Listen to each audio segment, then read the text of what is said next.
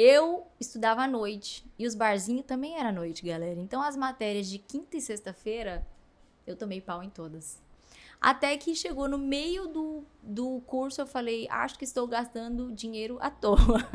Tomando pau nas matérias. E meu pai, ele que pagava a minha faculdade, e eu falava pra ele, ele falava, não, você não vai fazer prova não, você vai pro barzinho cantar. Que bom que você tinha essa defesa, hein? Eu tinha essa defesa, então... Só que aí chegou um momento que ele também falou assim, não, eu tô gastando dinheiro à toa, e aí, o que você quer? E aí eu peguei, tranquei a faculdade e resolvi ficar só vivendo da música e foi...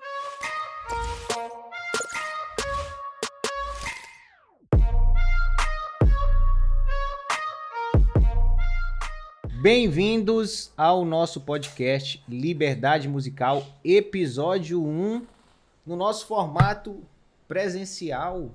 Presencial, pessoal. No formato 1 já teve outros podcasts aqui, mas a gente fazia online. E esse é o primeiro presencial e é esse formato que a gente vai manter aqui para vocês. Podcast esse onde eu convido um membro de destaque da comunidade dos cantores, onde, usando a estratégia da comunidade dos cantores, o método da comunidade dos cantores, que chama Music Freedom, começou a viver de música através da internet. E eu trouxe uma convidada hoje, que não podia ser diferente, tem que ser a primeira, será até chamada de favorita da comunidade, a Fernanda Salgado, que já faturou, pessoal, mais de 250 mil reais cantando na internet. Inclusive, eu já preciso entregar aqui para você, para a gente começar o podcast, as nossas plaquinhas da comunidade que ficaram prontas. Ela faturou, gente, 100 mil. Quanto tempo você faturou 100 mil? Foram 7 meses, mais ou menos, para faturar 100 mil reais. 7 meses começou a fazer as lives, começou a botar em prática. A partir do dia que eu comecei a colocar em prática, 7 meses. E depois... E essa plaquinha que eu vou pegar aqui, né, do nosso cenário, pra te entregar ela também, é de 250 mil. Cara, muito... Ó, é pesada a plaquinha, hein? É pesada. Eu estava ansiosa, cara, por essa plaquinha. E esse 250 mil você conseguiu em quanto tempo? Foi 1 ano e meio. 1 ano e meio? É. Mostra aí pra câmera. 1 ano e meio de trabalho na internet. 250k. A partir da comunidade dos cantores. 250K. Você já ganhou isso aí no mundo tradicional? E olha que faz tempo, hein, que eu tô na carreira. A gente vai falar sobre isso. A gente vai falar sobre isso hoje, pessoal. Maravilhosos, amei. Gente, eu tava ansiosa na plaquinha, só tava ouvindo falar dela. Demorou, mas chegou. Demorou, mas chegou. Adorei. Ó, essa plaquinha aqui é sua, essa aí você guarda. Tá. Mas essa aqui eu vou voltar pro cenário aqui. Só pra compor o cenário, depois ela volta pra mim. Lógico, né? Obrigada, Só né, vou time? pôr ela aqui no cenário, tá? Porque senão o pessoal ali dos bastidores vai brigar. Então volta aqui pro cenário. E já olhando aqui no cenário, pessoal, ó, esses aqui são os marcos novos da comunidade dos cantores. Então, quando você entra na comunidade, a sua meta é chegar em 100 mil reais de faturamento, depois 250. E lógico, só me avisar aqui que eu envio essa plaquinha para você. Você envia, a gente faz uma auditoria, a gente verifica lá dentro do seu sistema de pagamento do TikTok se você recebeu esse valor. Se você tiver recebido esse valor na sua conta, a gente envia essa plaquinha para você. Então, tem a de 100 mil, a de 250 mil, a de $500 mil e a de R$1 milhão cantando na internet sozinha, hein? Sem precisar da bagunça toda. Galera, ó, então, Fernanda aqui é a primeira. Fernanda hoje é minha esposa, a gente mora junto. Agora é mozão. Mozão Saiu de agora. Fernanda pra mozão, gente. Hoje eu chamo ela mozão, então vai ter uma intimidade aqui. Vai ter uma intimidade aqui diferente nesse podcast. Mas a gente já fez um podcast, né? Online, ao vivo, quando a gente não era casado. A gente já tinha feito um podcast. Esse aqui é um formato ao vivo, você tem que ser a primeira, né? Ah, eu acho. Eu acho muito válido, né, galera? Eu acho muito importante vocês conhecerem, tá? A história dela, que eu vou entrevistá-la aqui. Vai ter muitas lições, muitos aprendizados para vocês que estão começando, para vocês que estão nessa jornada de viver de música na internet. Vai evitar que vocês cometam erros graves na sua vida que ela chegou a cometer também. Mas vamos lá. Mozão. Tem que falar. Gente, não dá pra ele me chamar de Fernanda, desculpa, mas se ele te chamar de Fernanda, depois vai ter treta, então tem que ser mozão. Ó, como que você começou na música? Como você começou na música? Você decidiu, eu quero ser cantora. Conta isso aí pra galera. Isso aí, na verdade, foi indo, né? Sabe quando você vai indo, quando você vê, você já tá lá? Desde adolescente ali, eu sempre cantei, fazia festival de escola, participei de festivais e tudo mais. Enfim, ia naquela coisa de hobby mesmo, até que eu participei de um programa de TV com 17 anos, que foi o Raul Gil, galera. Depois vocês vão lá no YouTube ver. É muito engraçado. E foi a primeira vez que eu fiz algo, assim, profissional, né, na música, que foi dentro de uma televisão. E depois disso eu comecei a fazer barzinho, comecei a fazer show na noite. Por que você entrou em barzinho? Você queria ir pra barzinho? Ou alguém te influenciou a ir pra barzinho? Por que você Meu começou? pai me puxou, virou e falou assim, não, vamos ali que eu... Na verdade, meu pai, galera, ele sempre foi o meu maior fã da vida, né? E aí eu cantava, eu tinha aquele dom pra música e tal. E aí ele chegava nos barzinhos e ficava, deixa minha filha cantar aí. E eu morria de vergonha. Só que eu gostava muito de estar ali no palco, de estar lá em cima cantando. Só que eu era a pessoa mais tímida do mundo. Então, apesar dessa coisa do meu pai de eu não gostar porque eu ficava com vergonha, eu ia e fazia.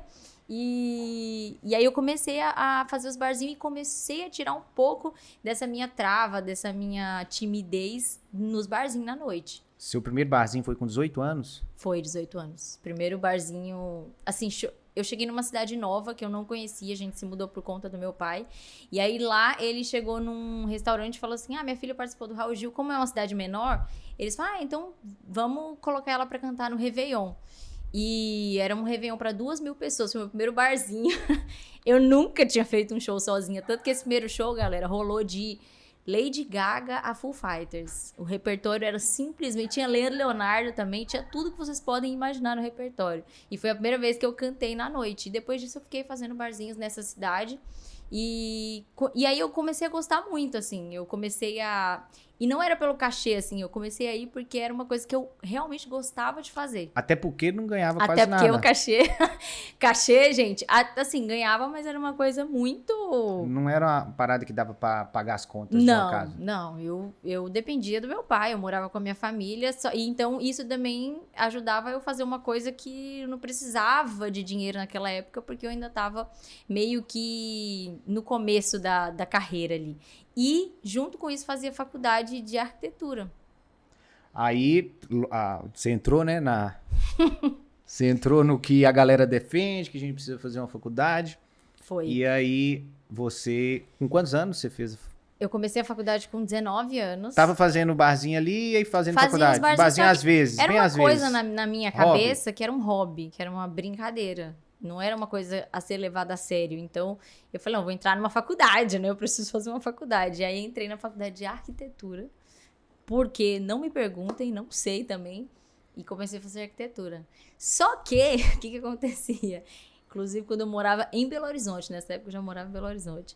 Eu estudava à noite. E os barzinhos também era à noite, galera. Então, as matérias de quinta e sexta-feira, eu tomei pau em todas. Até que chegou no meio do curso, eu falei, acho que estou gastando dinheiro à toa. Tomando pau nas matérias. E meu pai, que era o meu maior, sempre foi o meu maior fã, que sempre me incentivou muito, ele que pagava a minha faculdade, e eu falava pra ele, ele falava, não, você não vai fazer prova não, você vai pro barzinho cantar.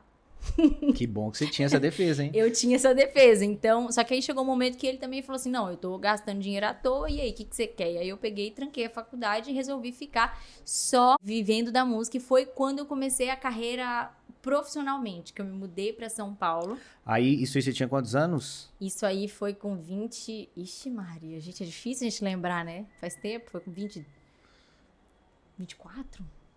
24 anos. Então, 23, 24? Então, de 19 até mais ou menos 23, 24, a música era um hobby, você fazia uns shows ali quando aparecia em barzinho. Isso. E tava ali na faculdade, fazendo a faculdade ali.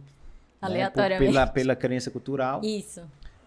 E aí você mudou, quando você saiu da faculdade, você falou, não, agora eu vou viver 100% de música. Vou querer mesmo uma carreira dentro da música. Isso, aí foi quando a gente se mudou pra São Paulo. A gente se mudava muito, porque meu pai trabalhava em banco, então cada hora estava num canto. E nessa época a gente se mudou pra São Paulo, tranquei a faculdade. E em São Paulo eu conheci o CTN. Pra quem não sabe, o CTN é o Centro de Tradições Nordestinas dentro de São Paulo. E lá rola shows gigantes, 10.000 pessoas, são shows muito grandes. E um amigo do meu pai me colocou pra fazer uma abertura de um show lá no CTN do Henrique Juliano. E foi o primeiro show que eu fiz quando eu decidi que eu ia seguir a carreira de música. Pra 10 mil pessoas. E eu Muito falei bom. assim, será se eu vou? Será se eu não vou? Eu vou, né? Porque eu sempre ia, eu tava com medo, mas eu sempre acabava indo. E aí cheguei lá, montei uma banda em um mês, a gente ensaiou lá em São Paulo, os meninos eram muito fera também, os meninos da banda que eu chamei pra cantar comigo. E a gente fez esse show. No dia que eu fiz esse show no CTN, a Cris, que é a dona do CTN, resolveu assinar um contrato comigo pra ser minha empresária. E foi quando realmente Você eu entrou no mercado. comecei a cantar dentro do mercado com investidor, com escritório. E junto com isso, a gente também assinou contrato com a Universal Music, que foi a gravadora. Então, a Fernanda, ela foi por um caminho tradicional, pessoal. Ela tinha um escritório, ela tinha uma gravadora, ela tinha talento, ela já tinha uma experiência na música, ela nunca tinha vivido de música. Mas ela já tinha uma bagagem ali como artista que ela poderia construir, sim, uma carreira como os grandes artistas que vocês veem aí em todo o Brasil. E ali você começou a fazer show no CTN e montou um projeto de carreira junto Isso. com o escritório e com a gravadora.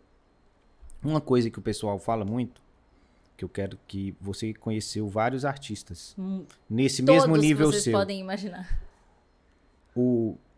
A galera acha que a maioria dos projetos que tem muito investimento, que tem gravadora, que tem escritório, eles acham que dão certo. Mas na verdade, dá errado. Então, você fez investimentos, fez mais shows, mas isso não foi um projeto que se sustentou, né? Não. Conta. O que aconteceu? A gente começou o meu escritório, o CTN, era a primeira vez que eles estavam empresariando um artista e eles geralmente contratavam show, eles não faziam gestão de carreira. Era a primeira vez que eles pegaram um artista, que era eu, e era a primeira vez que eu tinha um investidor. Então a gente começou ali no erro e acerto de todo mundo. Só que engraçado que quando a gente entra no mercado, no meio da música, galera, a gente vê que o mercado musical, mesmo dos grandes, é uma parada muito feita nas coxas. As pessoas vão na tentativa e erro, inclusive os grandes. Até porque ela tinha um escritório que contratou a equipe de outros escritórios grandes para auxiliar o escritório dela a tomar as decisões certas. Então você teve acesso aos grandes escritórios que tinham no Brasil na época, o Workshow, Audiomix. Sim. Então vocês sabiam o que o escritório estava fazendo? Sim, a gente fez rede social com o pessoal da Workshow, a gente conhecia toda a galera do mercado, a gente gravou músicas nos melhores estúdios, com os melhores produtores, a gente comprou músicas dos melhores compositores do mercado, tudo a gente conhecia, mas a gente gastava muito. E para você repor esse investimento que você faz quando você tá tentando uma carreira nacional, que é gravação, divulgação e rede social, enfim, Rádio, tudo que você faz, rádio, pé na estrada, tudo isso, para você repor esse dinheiro é muito difícil com shows você do vai fazendo dia a dia. mesmo shows grandes. O que acontece? Isso é rentável quando você estoura uma música. Porque aí você começa a fazer shows muito mais caros e muito mais shows durante o mês para esse dinheiro voltar e ter lucro. E uma coisa que a galera não sabe, quando o artista ele não estoura uma música, ele tá nesse processo de investimento para tentar estourar uma música, ele não vende ingresso de show. E se ele não vende o ingresso de show, ele toca por divulgação. Só que quem tá de fora, ele não toca por um cachê. O cachê é para pagar custo. Pagar custo. Quem tá de fora, principalmente os artistas que estão começando, olha para aquele artista que tá nessa jornada e acha que esse artista tá nas 1000 maravilhas. Tá vivendo as 1000 maravilhas. Não, deve estar ganhando dinheiro pra caramba, deve estar tendo resultado pra caramba, tá fazendo show pra 10 mil pessoas, tá abrindo show de Henrique e Juliano, tá abrindo show de Safadão, tá tocando com Luan Santana. Mas, na verdade, galera, enquanto o artista não estoura uma música e não tem um público comprador de ingresso de show, esquece. Você tá passando sérios desafios financeiros. E não era diferente pra você. Você, pra falar assim, você não vivia de música. Não, a gente...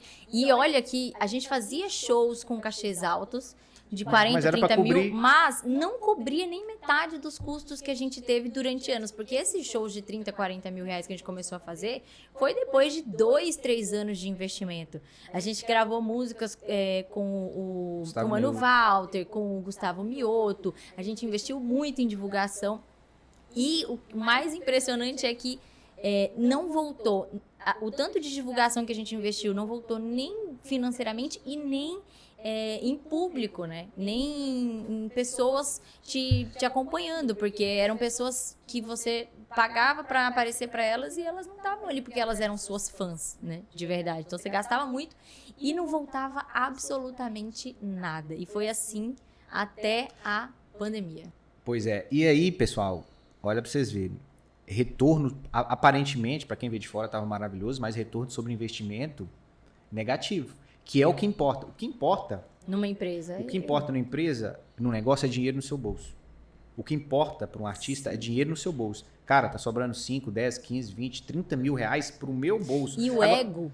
o Eu só ego. preciso falar de uma coisa aqui, polêmica. Polêmica. O ego dos artistas é uma coisa que atrapalha muito isso, porque o artista ele começa a ficar com um ego muito grande e ele não pode parecer que ele tá mal. Então, começa-se a gastar muito mais do que precisaria gastar, porque ele quer tá com um produtor X, que é muito mais caro, ele quer tá com comprando música de não sei quem que Se cobra sujeita a tocar em eventos. Enfim, você gasta muito mais pra manter aquela aparência de artista estourado que não é. Que não é.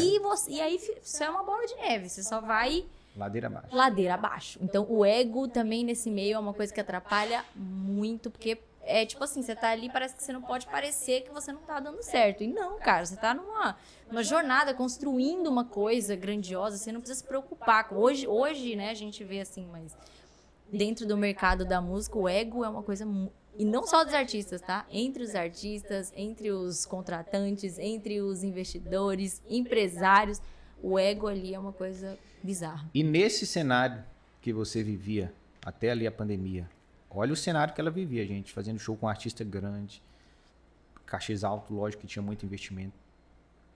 Como não sobrava quase nada, você, resumindo, você não conseguia pagar todas as suas contas com música. Sim, não conseguia. E mais ou menos nesse tempo, eu quero saber como você me conheceu. Como você me conheceu. Eu conheci ele porque a minha ex-empresária, a Cris, contratou ele para me dar uma mentoria de YouTube.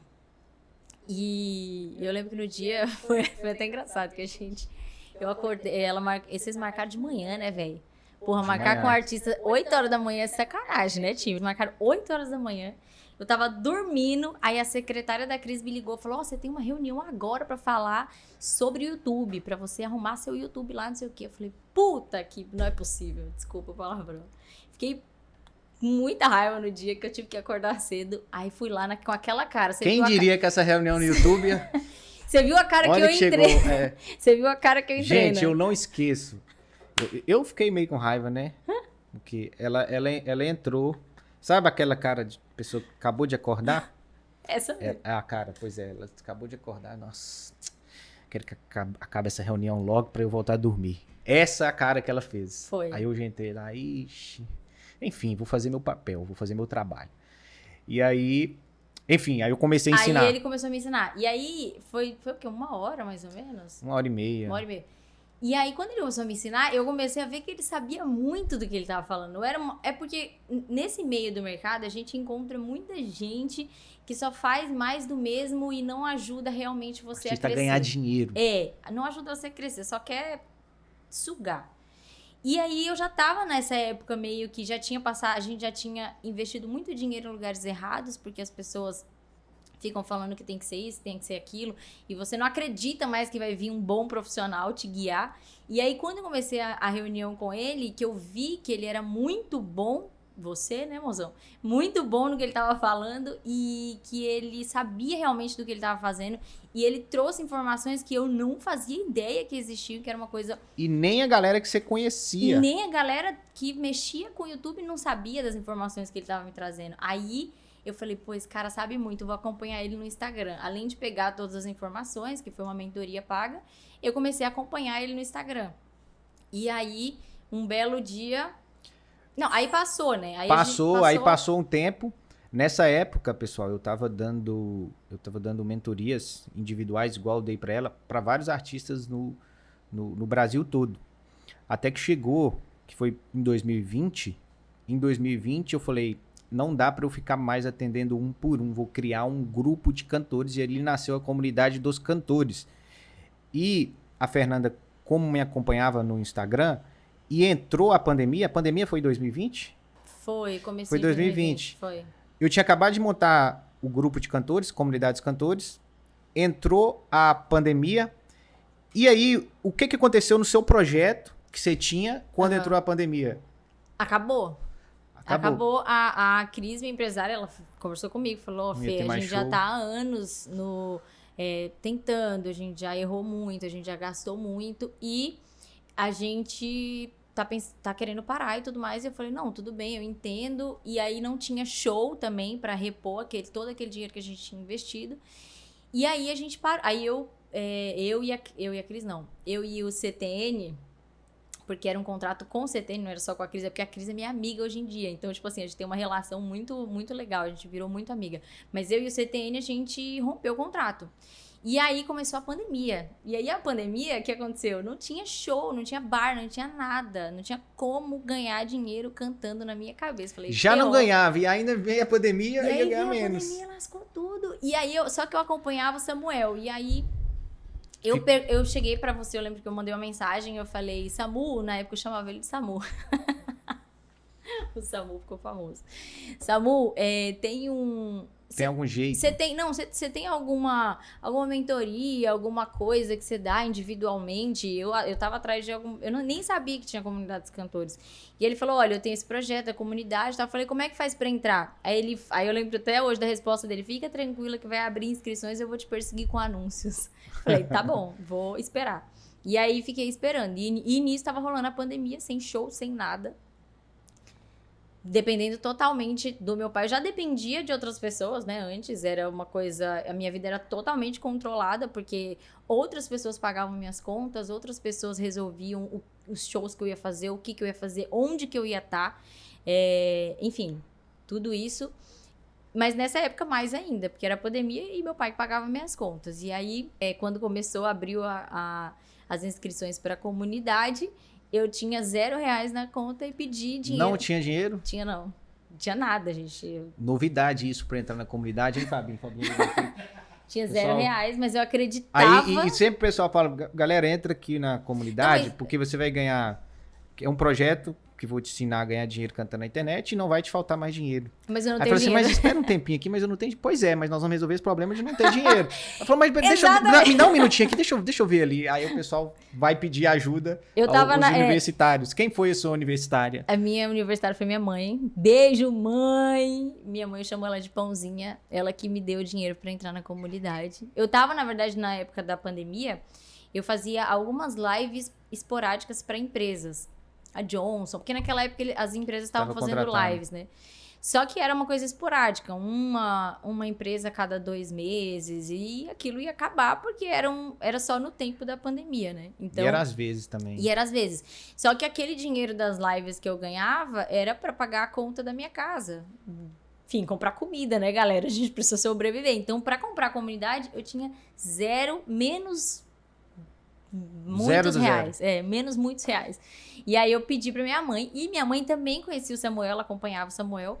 E aí ela falou, não, eu acho que vai ser bom pra você, e me emprestou o dinheiro, dividimos em 12 vezes no cartão de crédito.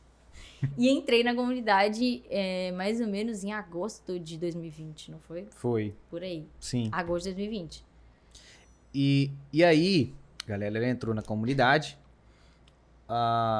E eu quero saber se você, assim que você entrou na comunidade, você já começou a colocar em prática o caminho que eu sugeria lá de ganhar dinheiro cantando através da internet. E eu já vou emendar essa pergunta em outra. O que te fez colocar em prática? Então, primeiro, quanto tempo você começou a estudar e colocar em prática? E o que te fez colocar em prática? Tá, vamos lá. Eu não comecei a fazer Na verdade, ele me deu uma mentoria logo que eu entrei. Galera, isso foi muita loucura. Olha como a gente não sabe, informações fazem a gente perder muito dinheiro. É verdade, eu dei uma mentoria de bônus pra ela, pessoal. De bônus. Naquela época, eu dava mentorias de bônus pra quem entrava na comunidade. E olha pra você ver como eu falo, a falta de informação, a falta de conhecimento te machuca demais. E aí eu falei, olha, você vai entrar pra comunidade, eu vou te dar uma mentoria de bônus. E aí eu dei uma folga pra ela financeira, porque eu resgatei mais de 13 mil reais da carreira dela. Eu não sabia. Ela tinha e não sabia. Ele tava lá falando de Spotify, de não sei quantos números e não sei quanto que rende. Eu falei, ai, meu Spotify tem mais de 1 milhão de plays lá na música que eu fiz com o Mano Walter. Eu nunca ganhei R$1 disso, não. Ele falou, como que você nunca ganhou R$1 disso? Você tem. Onde que tá as suas músicas? Eu falei, tá lá pela UniRPM. Na época eu distribuía pela UniRPM. Você vai pegar um login, uma senha com eles, porque você com certeza tem um acesso. E você vai entrar lá e ver quanto que tem lá pra você. E aí, no dia seguinte, eu fiz isso e descobri que tinha 13 mil reais lá dentro. Só esperando eu sacar. Uma mentoria. E ela me mandou, eu lembro a mensagem, pode até colocar o print na tela. Eu vou resgatar essa mensagem Vamos aqui. resgatar essa mensagem. Mas a mensagem tava tipo, meu Deus, nunca que eu sabia que esses 13 mil reais existiam. Mas eu não fazia ideia. E nem eu fazia ideia, nem a Cris, que na época era minha empresária também, não fazia ideia. Eu liguei pra ela no dia, eu falei, Cris, olha isso aqui, tem dinheiro lá pra gente tirar. E a gente nem sabia. Porque a gente só investia, Gente, né, um dia ela pagou 10 vezes a comunidade.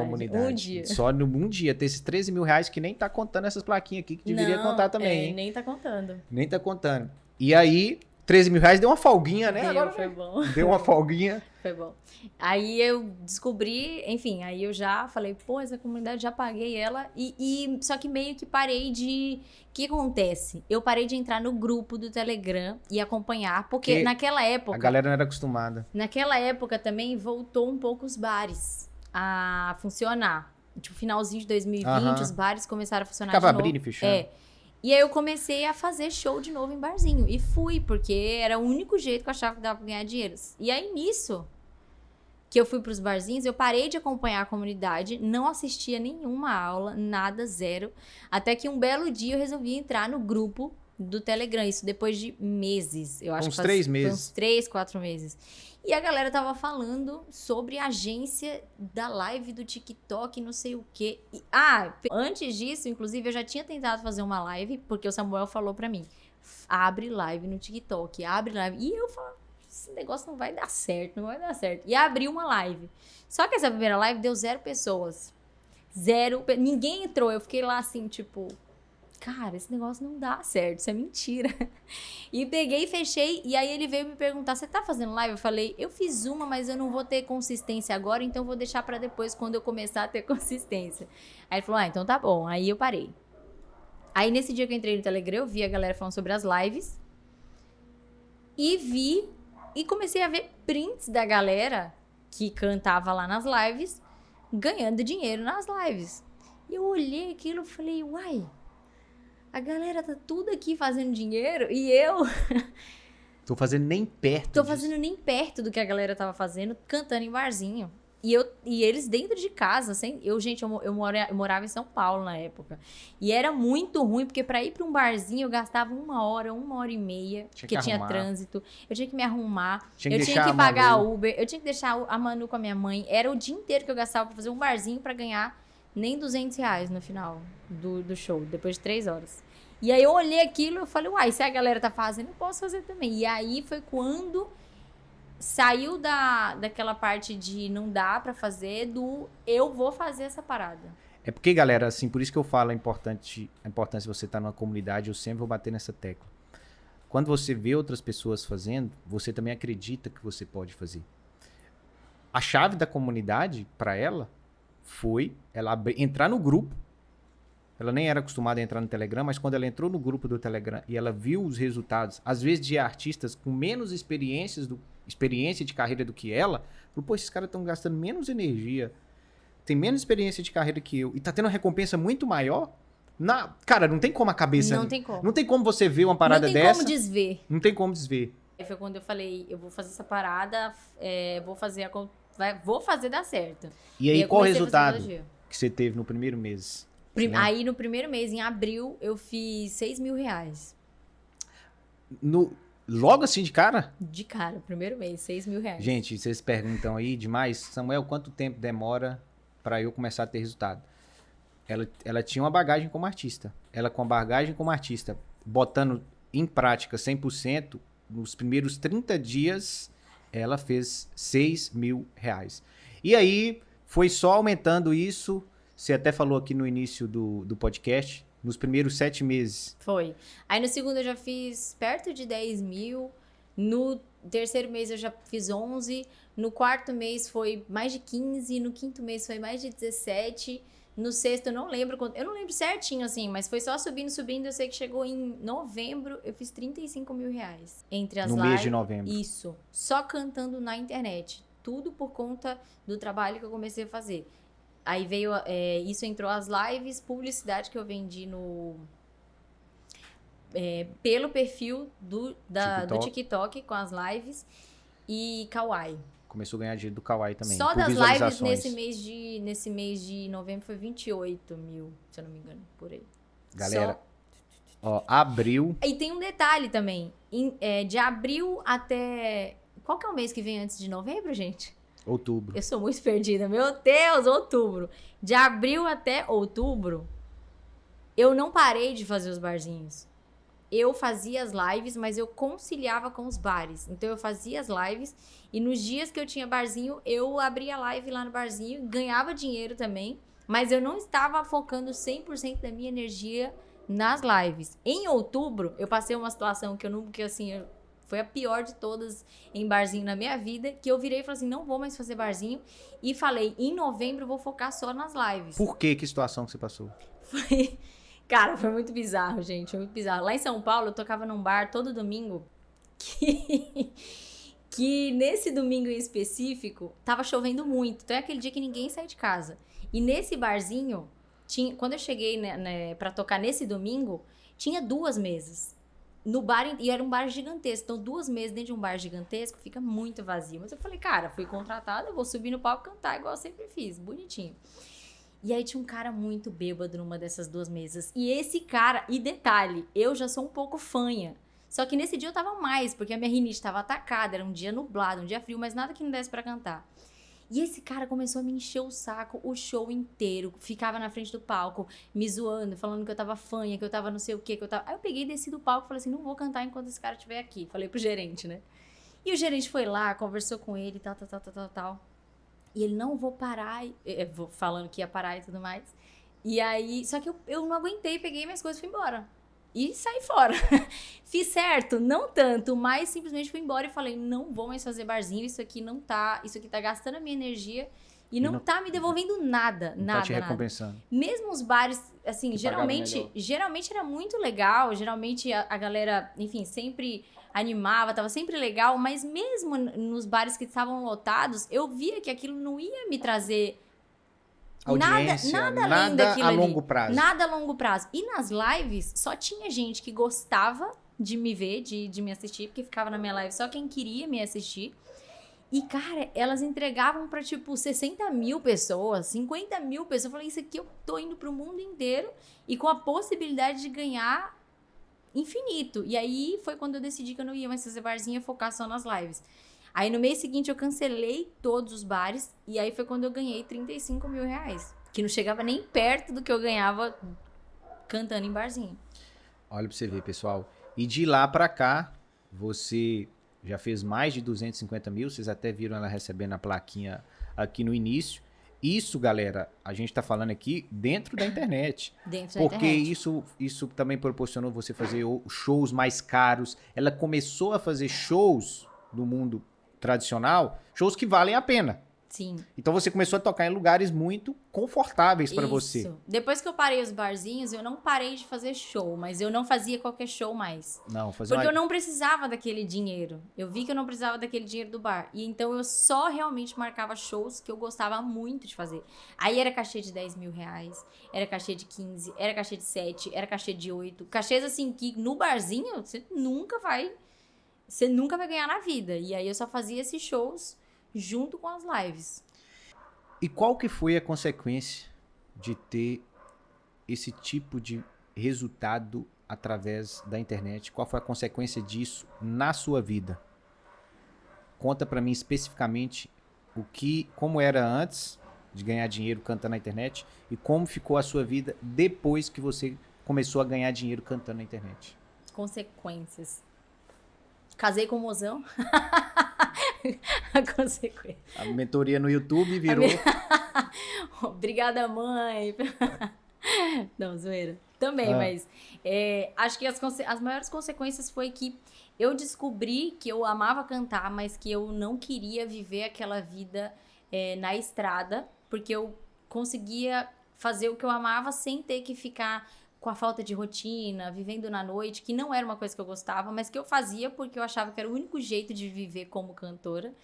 Eu hoje passo 24 horas do meu dia com a Manu. A Manu é minha filha e eu não podia ficar com ela. Ela sempre ficava com a minha mãe. Eu viajava 2 meses, 3 meses, ficava em estrada. Enfim, era uma rotina muito desregrada, era uma rotina que eu não gostava de ter. E essa pra mim, foi a maior consequência de todas, porque eu consegui viver todos os dias fazendo uma coisa que eu amo, dentro de uma rotina, de um jeito que eu sonhava em ter, que é, enfim, na minha casa, cuidando da minha casa, cuidando da Manu, enfim, do jeito que eu queria. E eu acho que essa foi a maior consequência de todas.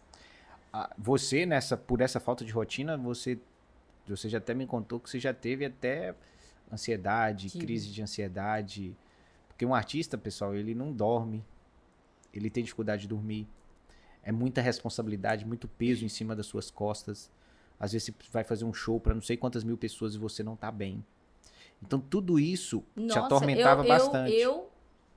Quando eu tava na época de crise de ansiedade, eu ia fazer show. Gente, era engraçado isso também. Hoje eu rio, né? Mas na época era tenso. Eu ia me maquiar chorando. Porque eu tava infeliz, eu não tava bem.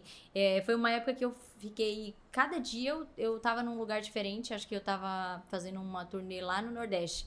Cada dia num lugar diferente. Acordando muito cedo pra fazer rádio.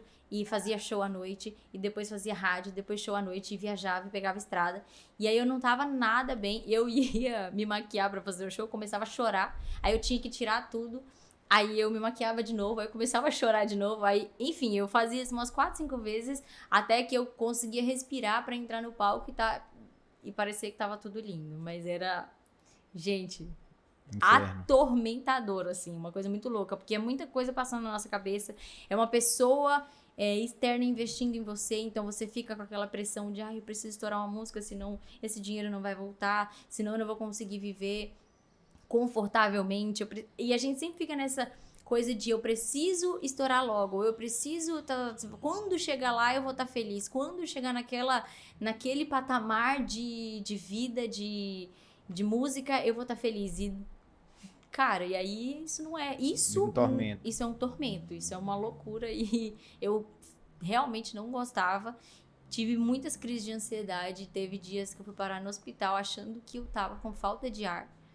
E não tava, e o médico olhava pra mim e falava assim, minha filha, você tá com 100% do seu oxigênio, o que você quer aqui?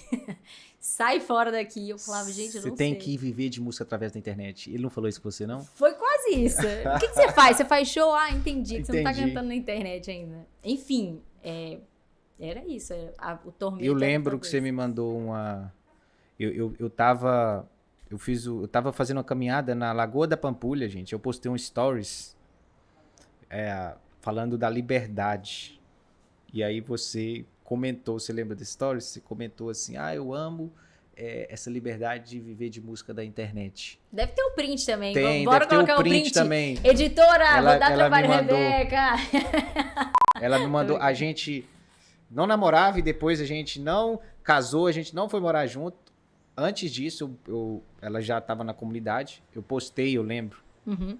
Sei lá, era 10 horas da manhã, fazendo caminhada na Lagoa da Pampulha. E aí ela, eu amo essa liberdade da internet. E postei um vídeo também de um cara na praia. Olha pra você ver, engraçado. Eu lembro. Um cara na praia, que loucura. com um computador assim. E olha aí, isso. Galera, quem diria que os cantores iriam viver a liberdade geográfica e a independência financeira? Porque...